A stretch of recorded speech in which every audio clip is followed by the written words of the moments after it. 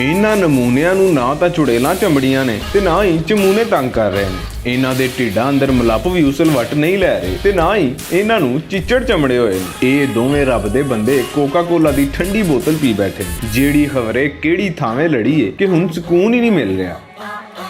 ਕਦੀ ਕੰਧਾਂ ਨਾਲ ਕੰਡ ਰਗੜ ਕੇ ਤੇ ਕਦੀ ਹੇਠੋਂ ਤਾਂ ਬੜੇ ਹੀ ਫਿੱਟੇ ਮੂੰਹ ਵਾਲੇ ਸਟਾਈਲ ਵਿੱਚ ਉੱਭਰਦੇ, ਪਤਾ ਹੀ ਨਹੀਂ ਲੱਗ ਰਿਹਾ ਕਿ ਕੀ ਦੱਸਣਾ ਚਾਹ ਰਹੇ ਨੇ। ਤੇ ਆਹ ਵੇਖੋ, ਜਿਵੇਂ ਅੰਦਰੋਂ ਬਾਹਰ ਆ ਰਿਹਾ ਹੈ, ਇੰਜ ਲੱਗਦਾ ਹੈ ਕਿਸੇ ਰਬੜ ਦੇ ਬਾਂਦਰ ਨੂੰ ਚੰਗੀ ਤਰ੍ਹਾਂ ਮਰੋੜੀ ਦੇ ਕੇ ਛੱਡ ਦਿੱਤਾ ਹੋਇਆ।